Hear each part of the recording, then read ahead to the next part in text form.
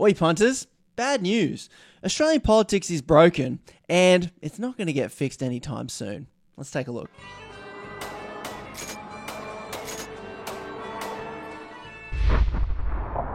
If you've seen any of my previous videos, you'll notice that I am just railing on and on about how Australians are getting absolutely scammed out of our billions of dollars of resources. We're giving our gas away for free. We're letting corporations not pay tax, and we Aussie punters are left to pay their bills. So how does this happen? Well, there's a few key ingredients that can lead to situations like this. Australia missing out on $13 billion in royalty revenue from gas projects. That is not even the half of it. I could go on. I've got other videos. I'm not covering that in this video, but this is the starting point. How do we end up where our government just seems to fall asleep at the wheel, but I would argue deliberately hands these corporations billions of dollars? Well, it's happening right now. And you might have thought things might change under a new government. But unfortunately, the key ingredients remains the same.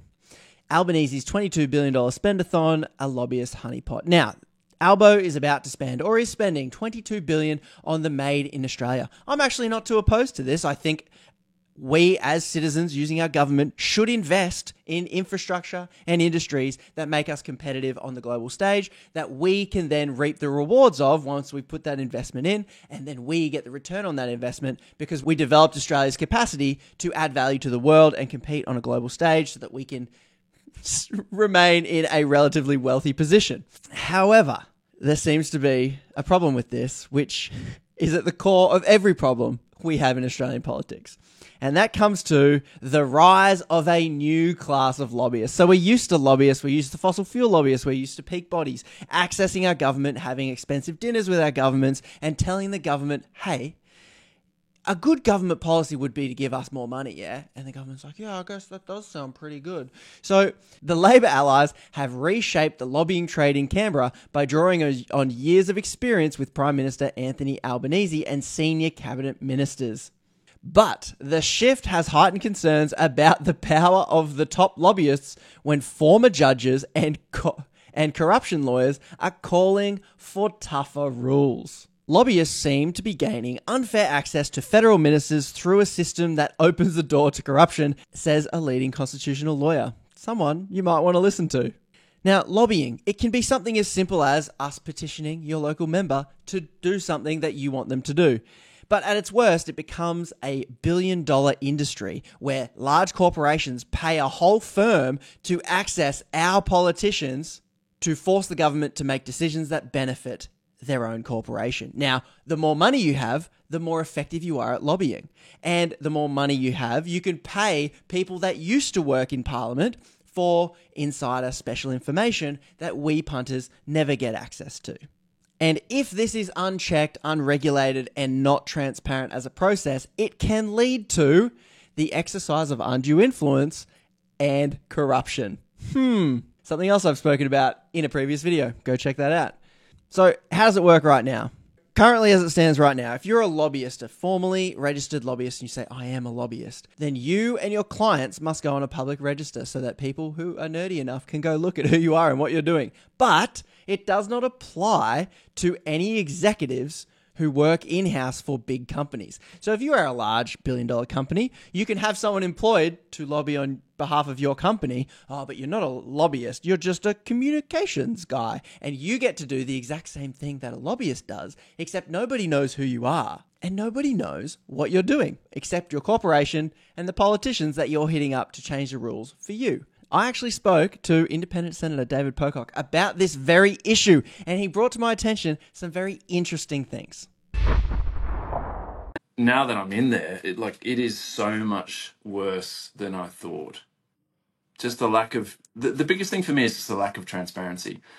So if you think of a lobbyist, in your mind, what's a lobbyist? Our current system, we only call people lobbyists if they work for a third party, professional lobbying firm.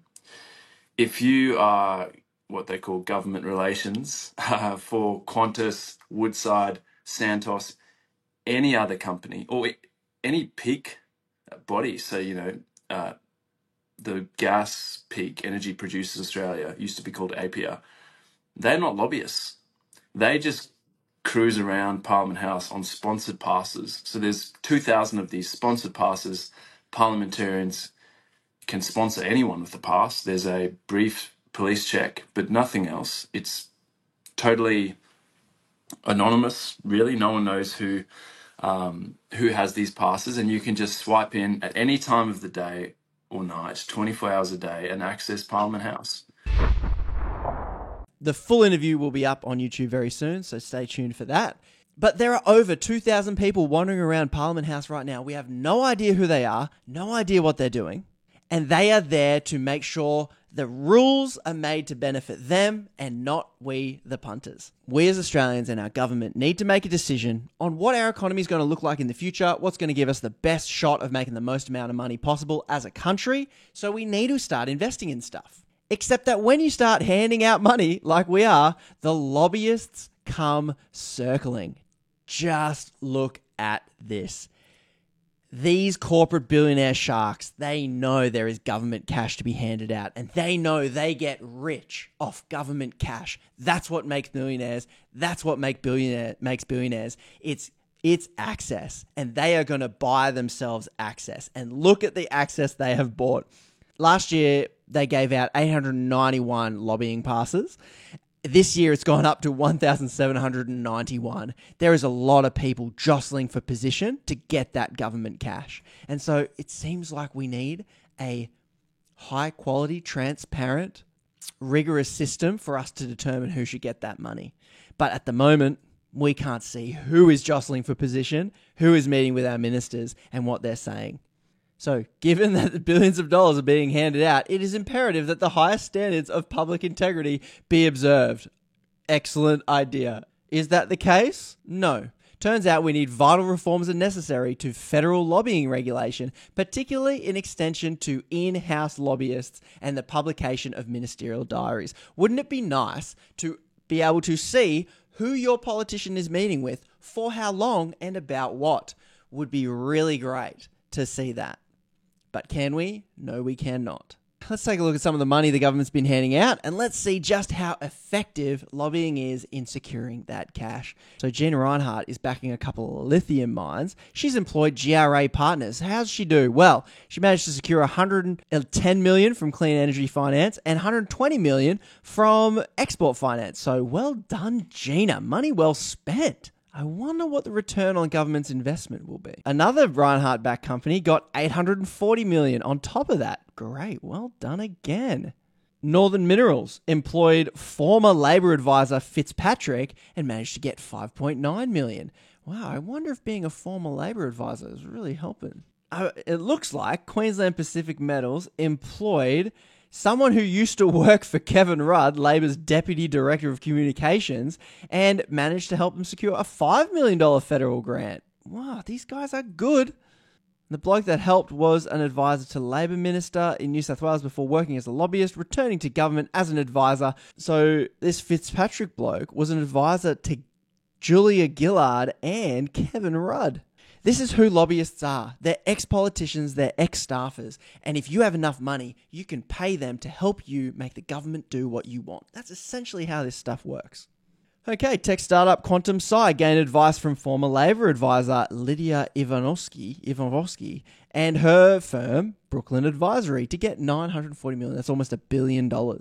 Mining giant Glencore used lobbying firm Anika Strategies, which is led by former Queensland Labor advisor, and they got $35 million. Are we seeing a trend here in how you end up getting government money? Building materials company Adbury gained $50 million to reduce emissions in its cement. Also uses GRA Causeway as its federal lobbyist. Another mining company has used former Labor Minister Stephen Conroy to help them get their millions. So we see a pattern, and yes, it is very problematic. Are these companies getting government money, our money, because they are the best people to invest in? Or are they getting the money because they have enough money to pay ex-politicians to hook them up with their pals?